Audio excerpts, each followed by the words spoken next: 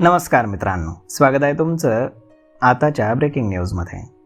मित्रांनो, 2005 सालापूर्वी छापण्यात आलेल्या महात्मा गांधी सिरीजमधील सर्व चलनी नोटा टप्प्याटप्प्याने चलनातून बाद करण्याच्या मोहिमेचा भाग म्हणून 1 जुलै 2026 पासून नोटा स्वीकारण्याची अथवा बदलून घेण्याची सुविधा सामान्य बँकांमध्ये बंद करण्यात आली.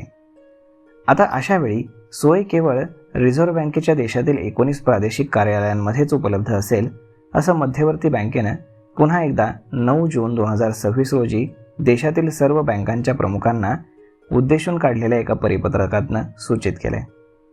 रिझर्व्ह बँकेनं जारी केलेल्या या जुन्याच आदेशाला अनुसरून पावलं टाकत असताना बँक ऑफ महाराष्ट्राच्या पुणे येथील मुख्य कार्यालयानं 12 जून 2026 रोजी एक अंतर्गत परिपत्रक जारी करून आपल्या सर्व शाखा, क्षेत्रीय कार्यालय आणि चलन पेढ्या अर्थात करन्सी चेस्टना 2005 पूर्वीच्या नोटांबाबत अत्यंत कडक सूचना दिल्या आहेत.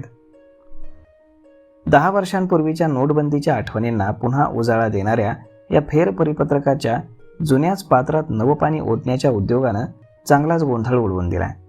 बँक ऑफ महाराष्ट्राकडनं ग्राहकांना उद्देशून समाज माध्यमांमध्ये प्रसिद्ध झालेल्या बनावट संदेशानं लोकांमध्ये आणखीनच घबराटीचं वातावरण हे निर्माण केलंय. 2005 पूर्वीच्या महात्मा गांधी मालिकेतील 10, 20, 50, 100 रुपयांच्या नोटा बँक ऑफ महाराष्ट्राच्या शाखांमध्ये केवळ 30 जून 2026 पर्यंतच स्वीकारल्या जातील, असं या संदेशामध्ये सूचित करण्यात आलंय. समाज माध्यमांमध्ये पसरलेलं हे पत्रक तथ्यहीन आणि चुकीचं असल्याचं बँकेनं त्वरित स्पष्ट केलंय. तथापि प्रथमतः रिझर्व्ह बँक आणि त्यानंतर त्यांना अनुसरून खुद्द बँक ऑफ महाराष्ट्रानं अंतर्गत परिपत्रक काढण्याचं कारण काय, यावर मात्र बँकेच्या प्रवक्त्यांकडनं कुठलंही उत्तर मिळू शकलेलं नाही. रिझर्व्ह बँकेने 1996 मध्ये पहिल्यांदा सर्व मूल्यांच्या नोटांवरती महात्मा गांधींचं चित्र छापण्यास सुरुवात केली. या मालिकेला अधिकृतपणे Mahatma Gandhi series M series असं नाव देण्यात आलं.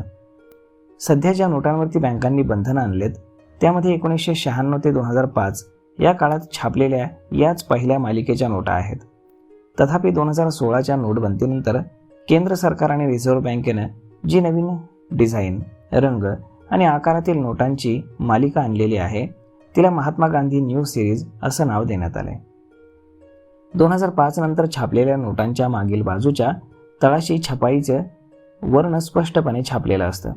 त्यावरून ग्राहकांना या दोन वेगवेगळ्या मालिकांमधील नोटा सहज ओळखता येतात.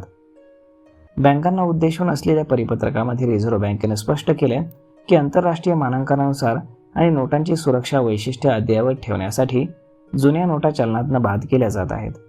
यासाठी बँकांनी निर्देशित नियमांचं काटेकोरपणे पालन करणं आवश्यक आहे. तथापि 10 वर्षांआधीच बँकांच्या खिडकीवरती स्वीकारणं बंद झालेल्या आणि चलनी वापरातनं हळूहळू जवळपास बाद झालेल्या नोटांबाबत पुन्हा एकदा मध्यवर्ती बँकेनं परिपत्रक येणं हे जरा कोडच आहे. याशिवाय बँकांनी कोणत्याही परिस्थितीमध्ये 2005 पूर्वीच्या जुन्या नोटा ग्राहकांना ATMद्वारे किंवा बँकेच्या खिडकीवरनं पुन्हा चलनात वापरास आणण्यासाठी देऊ नयेत, असंही फरमान काढण्यात आलंय. परिपत्रकातील सर्वात महत्त्वाचा मुद्दा म्हणजे 8 नोव्हेंबर 2016 रोजी केंद्र सरकारनं निश्चलीकरण अर्थात नोटबंदी दरम्यान रद्द केलेल्या जुन्या 500 आणि 1000 रुपयांच्या नोटा वगळता इतर सर्व 2005 पूर्वीच्या जुन्या नोटांना अजूनही कायदेशीर चलन असाच दर्जा असेल, म्हणजे त्यांचं कायदेशीर मूल्य अद्याप संपलेलं नाही.